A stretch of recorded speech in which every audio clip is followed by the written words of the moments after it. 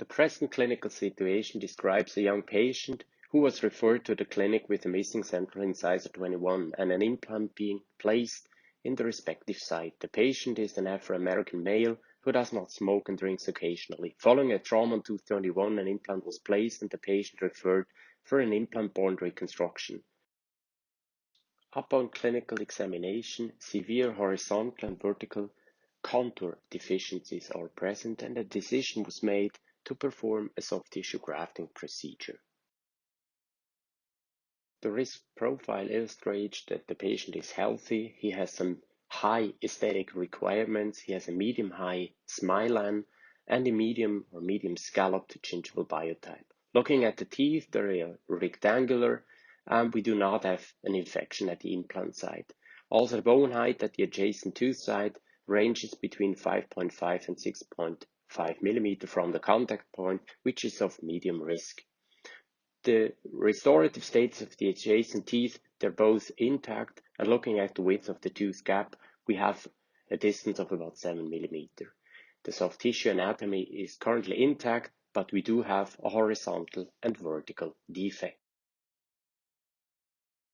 As a first step to perform the soft tissue grafting procedure, a split thickness flap is prepared crestally on top of the implant, but also on the buccal side. Following the preparation of the split thickness flap, we can see, and also due to the releasing incision in the periosteum, we are able to advance the flap more coronally. Subsequently, the fibroguide is shaped to match the desired defect site, and thereafter the fibroguide is being sutured using horizontal mattress suture towards the palatal aspect.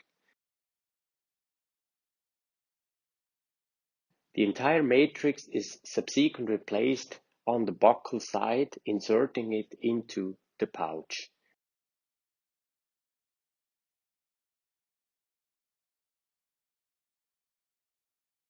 Following the placement, the initial suturing with a horizontal mattress suture towards the palatal aspect, primary wound closure is obtained.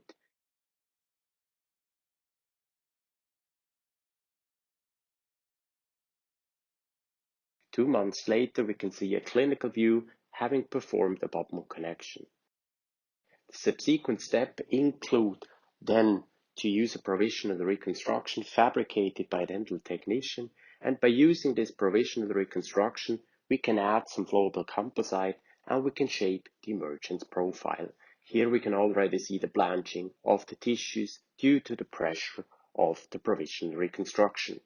Following a certain healing phase, usually between 2 and 3 months, we can see the final emergence profile that was established with the provisional reconstruction. Finally, we take a final impression and we can insert a final implant-born single-tooth reconstruction made with a zirconia abutment and directly veneered ceramics. The final view 1 year after the insertion of the final reconstruction shows very pleasing aesthetic outcomes. Also, the patient is happy and the periimplant tissues are healthy. No bleeding on probing can be observed. The current clinical case demonstrates a clinical benefit in terms of aesthetics, applying a collagen matrix to augment the soft tissues following implant placement. The use of a soft tissue substitute reduced the treatment time and resulted in a decreased patient morbidity as well as an excellent clinical and aesthetic outcome.